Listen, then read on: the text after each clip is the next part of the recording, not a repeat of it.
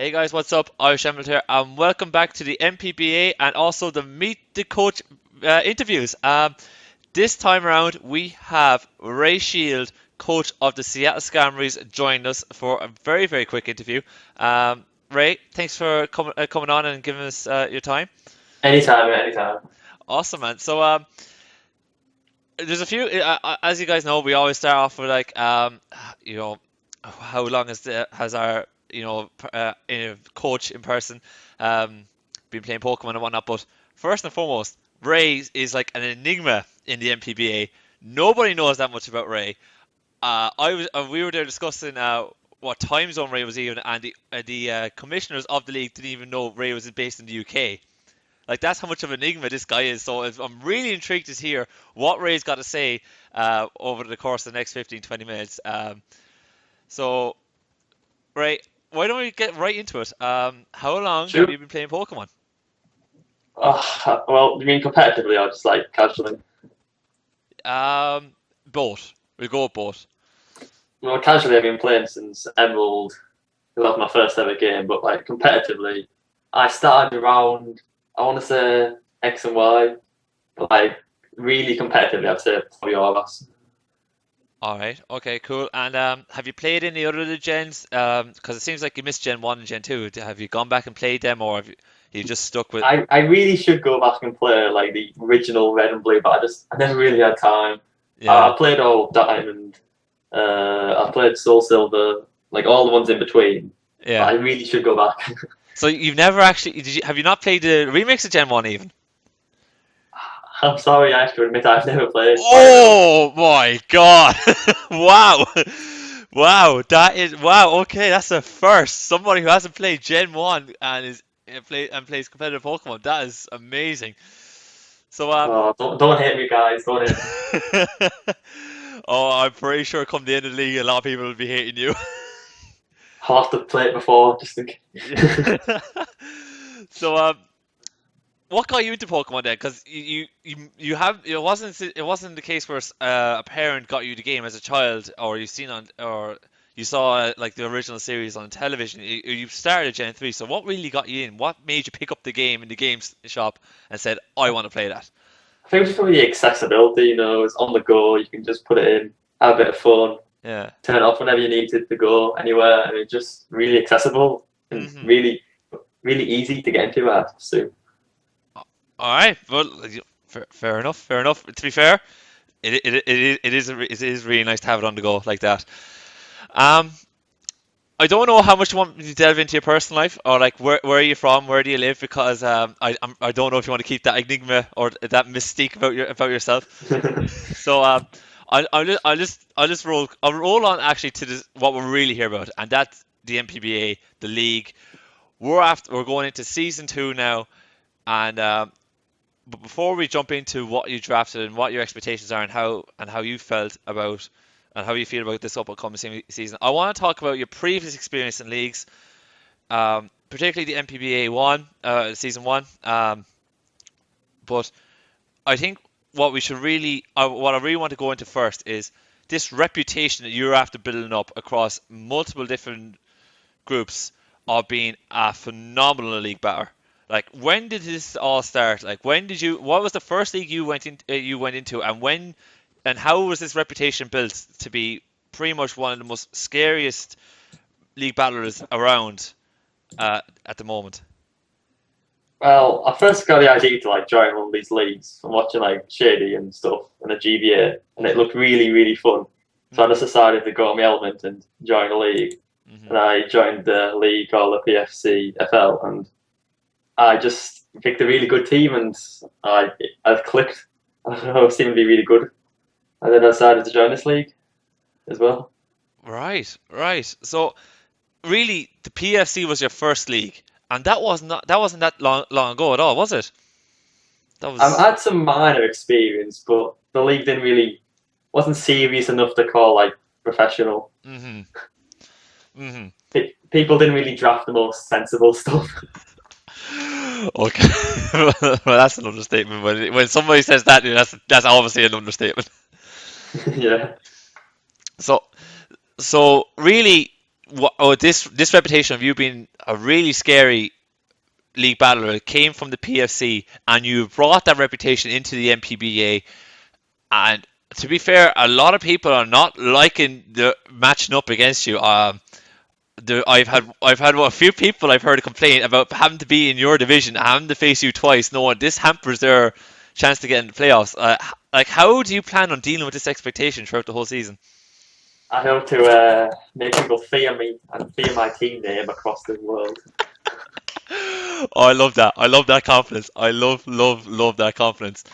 Um, so why don't we get into what you actually drafted for this season? For those viewing at home at the moment, you can see Ray's team from left to right, top to bottom, as he picked them. I'm actually going to start correctly this time and actually say why he trademarked first, because the trademarks were the first pick, then the megas, and then we went down through every tier. So first and foremost, Ray, you drafted Arcanine. Oh no, sorry, I am not looking at the right team there. You drafted Clefable as your Yeah. trademark, and then you drafted Mega Latias, Weavile, Raikou, Entei, Lucario, Amoonguss, Hitmontop, Miss Spirit, Quagsire, Ditto, and Probopass. Now, I have to say, before I even ask you about your draft, I was a little bit sick when you got Raikou. I wanted Raikou, especially after I got my T-Tar swiped under me the turn I picked Excadrill, the turn after I picked Excadrill. So I was pretty much, I wasn't too happy with either you or Jeff at the time.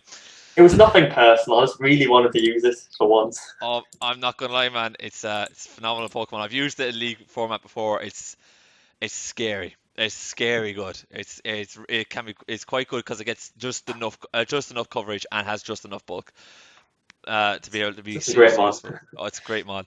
But why don't you talk us through your draft? Why did you pick what?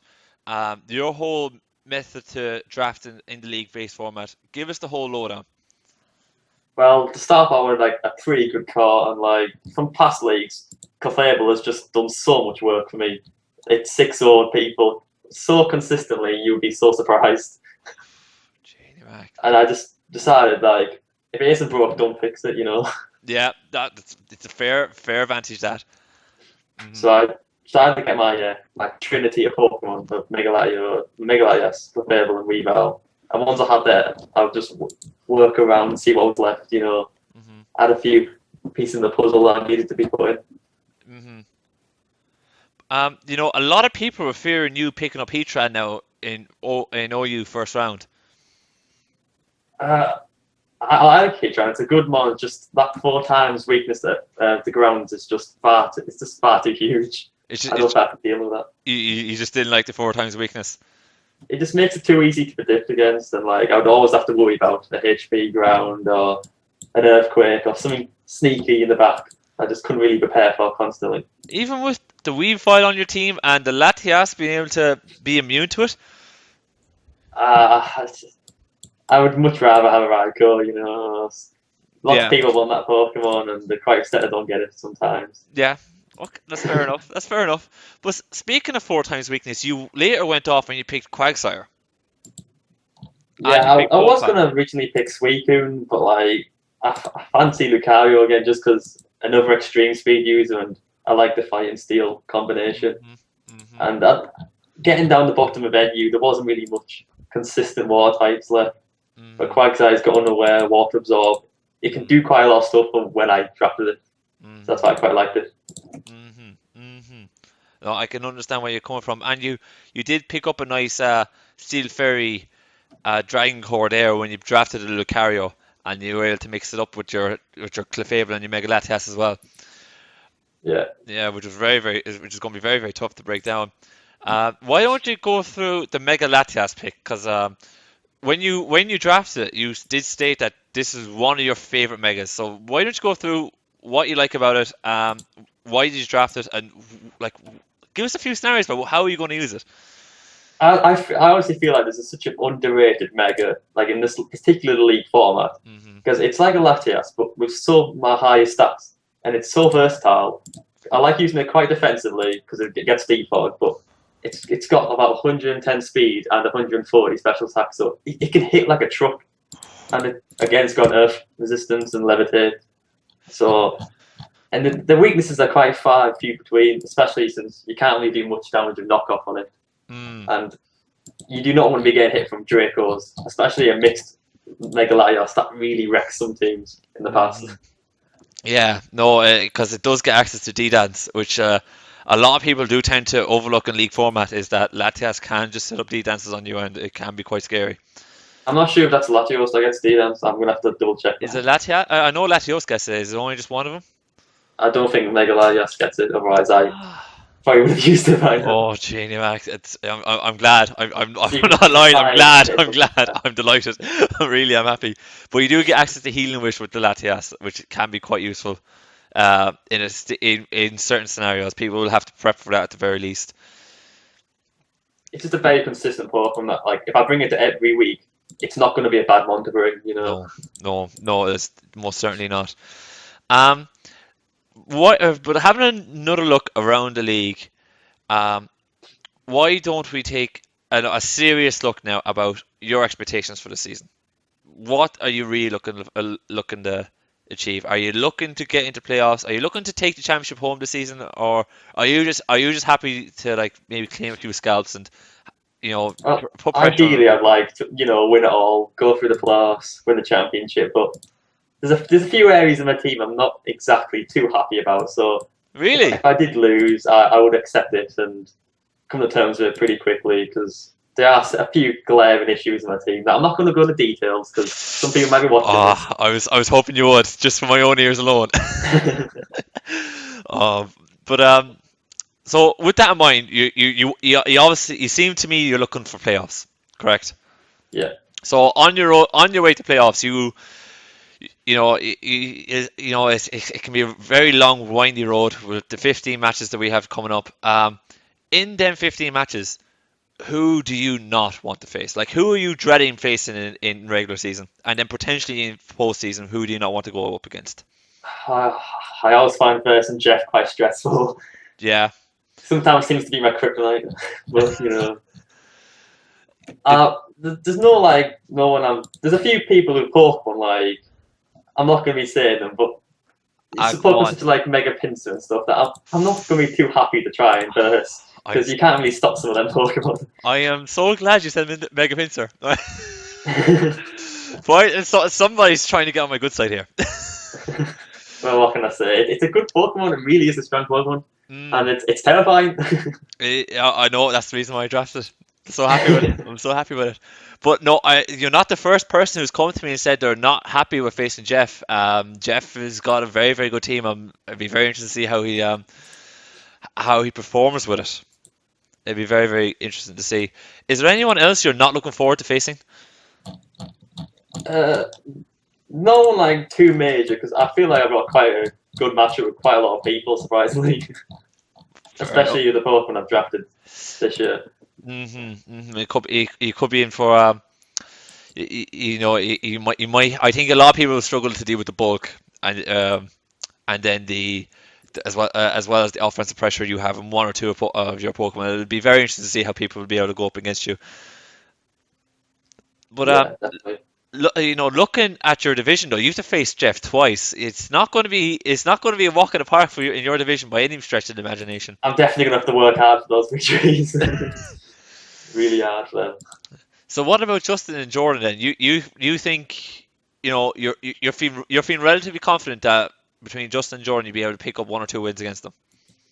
I'm feeling pretty confident. I've got a few surprises at the start of them that hopefully they don't see coming. It might make the victory a bit easier for me, but you never really know, especially in the draft format. That's true, because they'll have a few surprises up their own sleeve. Exactly. And as well with your reputation going into this league, a lot of people will be looking at that week matchup against the Skarmorys and know that they'll have to prep very, very well to be able to squeeze possibly a 1 or 2-0 victory against you. Yeah, but if they beat me, they've earned it, Yeah, it'll be definitely interesting to see how you'll progress throughout the course of the season. Now, is there anything? I know you mentioned that there always one or two things on your team you would like to change. Is there any, is can I push you for one? Can I push you for one thing you'd like to change?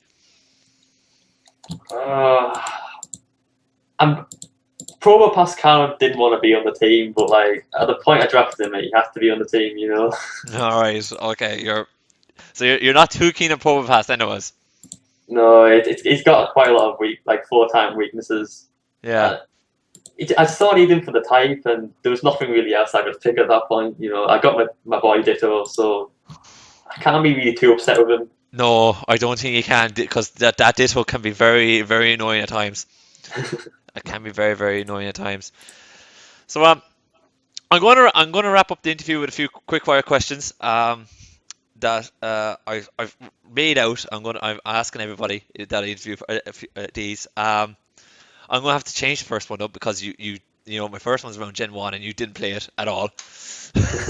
Oh God. I know, so I'll change it and I'll just simply ask you. Oh, you haven't even played Sapphire and Ruby, have you? Oh my. Well, You, I played Emerald, so that's sort of the entire collection. all right. Well, how you played Gen 4, so I'm going to ask you Diamond or Platinum. I'd probably say Platinum. Oh, Platinum, right? Oh, I should have said Diamond, Pearl, or Platinum, but Platinum it is. Kyogre or Groudon? You gotta go with Groudon. You gotta go. Oh, Groudon. All right. Uh, X and Y or Oris? Oh, that's hard. I'm going to say X and Y, but It's a tough one, isn't it? yeah, you can't. It's like choosing between children that you can't really do it. Try to decide who your favorite child is. It's not. It shouldn't happen, really. Yeah. And what? I'll pick. Which one of these three starters? Trico, Mudkip, or Torchic? Uh, you gotta go with Torchic, you know, Blaziken in the end. Yeah, Blaziken. I always found in Gen 3, it was just so hard to use the Trico because the third gym with Magneton was just an annoyance. It was so tough. It didn't turn out well, did it? It was yeah, it was just too much really. And then last but not least, your favorite competitive Pokemon tier. I've got to go with my boy Fable, you know, he's done so much for me, you know, I've earned so much respect from him. So your favorite Pokemon is Clefable, and I'm assuming your favorite tier is OU then. At the moment, yeah. At the moment, but it changes. You want, yeah, I know what you mean. You get bored of one tier and you want to go on to another one. Yeah. Yeah. All right. Okay. Well, I'm going to wrap up the interview there. Thank you so much, Ray, for No joining me problem. and taking your time out. I'm hoping I haven't ruined the mystique around you now. The Nah, there's still a lot of secrets hidden. still a lot more left to unravel with yourself. I also, for the viewers at home, if you liked today's video, please click that like button down below. And if you have any questions or comments on the video at all, particularly towards Ray, please comment on the video down below. We always try to answer them, all your comments as much as we can. And if you want to see more NPBA videos coming your way, please click that subscribe down below. Again, my final thanks to Ray for joining me. And on that note, you guys, I'll see you next time.